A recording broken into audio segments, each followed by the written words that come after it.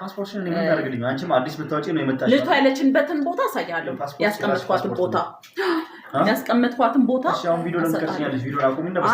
ሁሉም እንድትሰማ ተመልካቾች የተናደደ ፓስፖርት ሲወስድ ነው ለፓስፖርት ነው ያው ወስዳለች ወላሂ አመሰግናለሁ ሰጥቻለሁ ፓስፖርት ግን ፓስፖርት ወሰድሽ በሰላም አውሪ እንወጣና እናወራ እኔ ካንተ መምጣታችን ትሰማ ነበረ ስለዚህ አወራሽ ኮሜንቶች አይ ኢንተሊቲ ሳይዶኒ ኢልሞራ ዳልቸያማኒቲ ጀዳን ሰና አከፉቴ ጀላ ዶክሲቴ ዱባቴቹ አማን ዋን ሁንደ እራ ሀጣራኡቲ ኢንተሊቲ ሲቲን አርጊሲሱ አርጊታኒ ማለከሽን ጀቴ ረፈጉድ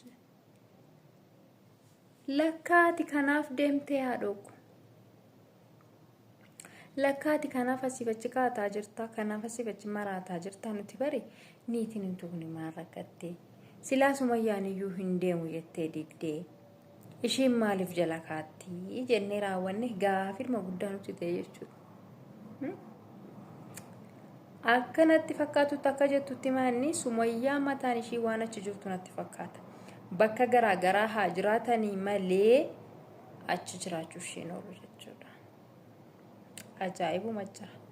waanuma ajaa'ibaa jira jechuudha nagaan isiniif haa ta'u kabajamtoota hordoftoota koo akkam jirtanii nagaa qabdu nagaan qaba galata rabbii bakka jirtanitti nageenya rabbii isiniif haa baay'atu hunduma keessanii fuuni isiniin jedha egaa waanuma ajaa'ibaan tanan dhaga'e ani argine viidiyoo isaanii dafeen argine salaamee waanuma ajaa'ibaa dubbatte gaachi isayyuu kadhataa oollete jechuudha kadhataa oollete kan balbala isheen irraa bantee paaspoortii ishees fudhatteetii jirti kenneefii jira jechuudha akkuma argitanitti hin barbaadu ani haaraa baafadheetiin jira itti harkatti diddeetii turte haa ta'u malee immoo inni citii jiru irraa fudhachuudhaaf kan jedhee raawwatee paaspoortii ishillee kenneefitii jira dhaabatee wajjin haasa'ee ture jechuudha akkuma argitanitti deebiteerraa dhalchuuti ammas mucaa ammas deebiteerraa dhalchuufi ishii sanarraa intalitti akka isheedhuma jalaa fuudhee dhokse argitanii intala ishee saayidoodhaaf yamanitti dhalte jedhanii saayidoon immoo ani kan koomitii annan gargaari malee kan koomiti mucaanii ani dhashine dheeraawate mormataati ture akkuma argitanitti egaa amma ammaatitti wuxxeetii argachuu hin dandeenye natti fakkaata jarri kun jechuudha waanuma taa'aniif hin beeku maleedha wuxxeetii argachuu dadhaban sababni isaa intalitti akka dhoksitee jirtu dubbatteetitti jechuudha jalqabuma irraayyuu kaastee otoo paaspoortii isheetti hin kennamin intalitti bakka isheen jirtu ittiin argisiisa asumatti paaspoortii konaaf kennee ittiin tolee dheeraawate fuudhee raawwatee kenneefi xiqqoo turte raawwattee immoo hin argisiisu ittiin jechuudha hin argisiisu amma wanna tokko murteessaa barutti hin argisiisu intalittiyyuu sittiyyuu hin fidu ittiin deebitee dhashuufi amma sirraa ittiin yamanii fuudha jechaatirta miti deemi fuudhii ittiin garuu immoo itti dhaadataa jirti jechuudha baay'ima tokko itti dhaadataati jirti sumayyaanis akkanatti fakkaatutti waan sumayyaan achi jirtu iyyuu natti fakkaata jechuudha akkaataa isheen haasa'aatii jirtutti haasaa ishee irraa gaafa ilaallu waan isheen achi jirtu fakkaata akka nuti wajjin dhufnee fi wajjin dhufuu baanne maaliidhaan bartee osoo akka nuti wajjin dhufnee namni sitti meeti yookiin immoo osoo namni waan nu arkee naa nuti dhufnu arkeeti silaa sumayyaanis iddoo isheen jirtu sitti moonii turanii jechaani turte jechuudha sababni isaa maalni amma sumayyaan asirratti natti fakkaata yamanii jiraachuu isheen oolu jechuudha dhugumaan jetteen dhugumaan ati dhiiraa yamanitti sana fuudhii jetteen argitanii jirtu itti dhaadataa jirti jechuudha akka malee dhugumaan fuudhii jetteeni bar dhuguma fuudhuu barbaadde miti dhugumaan fuudhiin argina argitanii dhaadannaa amma kana hundaa jechuudha maal akka isaan qopheeffatanii jiran maal akka isaan gochaatii jiran maal akka isaan yaadan ani hin beeku garuu jechuudha maaliif akka isaan akkasitti dhaadataati jirani so in ulfaata jechuudha wantichi saayidoodhaaf baay'ee tokko ulfaatadha rabbis isaaf haa laaffisu maleedha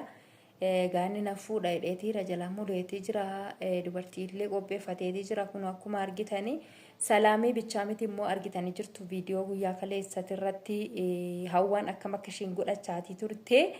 akkamitti yamanii fuudha akkamittiin saayidoo yamanii fuudha itti barhaawwan illee akkuma dhageessanii baay'uma tokko maraatte jechuudha. Baay'uma tokko maraatte waanuma gadi ishee qabu dhabame soo kanaaf iyyuu ulfaata baay'ee tokko jechuudha. Baay'uma tokko ulfaata rabbi qabbana isaaf haa buusu malee saayidoodhaa fi baay'uma ulfaata jechuudha. Yoo fuudhee si daddafee odoo fuudhee nikaa godhatee ana malee yaa fuudhuun jedha malee yoo fuudheen jedhee raawwadhee fuudha isaatiif isaaf gammada malee jireenya isaatti akkamitti akka inni jiraatuuf nama gaddisiisa. Sababni isaa Sumayyaan biyya kana keessa hin jiraachistu jechuudha. Akkuma itti argitanitti isiin hiriyoonni isii kan akkana godhatan hiriyoonni isii akkasittiin kan maraatan isiin akkam taati. Isiin bar dubbatteetti kana durayyuu maal jetteetti turte ani jecha gaafan haares gaafan gaddis kaameraa duubatti mimmaan koo xaragadheetiniin dhufee raawwadhee fuula gammachuu fi fuula jaalalaatiin isin faana dabarsa malee ani aarii kiyya fidee asirratti hin dabarfadhu itti. So kanaaf iyyuu Sumayyaan jechuudha yoona osoo coggaarran ishee gubatu osoo gubattu osoo aartu osoo wanti meeqa mataa ishiirra bahuu obsitee raawwatteetii teesse jechuudha. In obsiti talittiin obsituudha gaafatti ilaalaniidhani hin obsiti jechuudha garaatti gadi nyaatti. So kanaaf iyyuu akka isaan godhataatii jiran jechuudha. Hawwaan akkam akka ishiin godhachaati jirtu salaamin akkam akka ishiin godhachaati jirtu argitaniitii jirtu jechuudha. Beekon saayidoo rabbumti isaaf haa laaffisu malee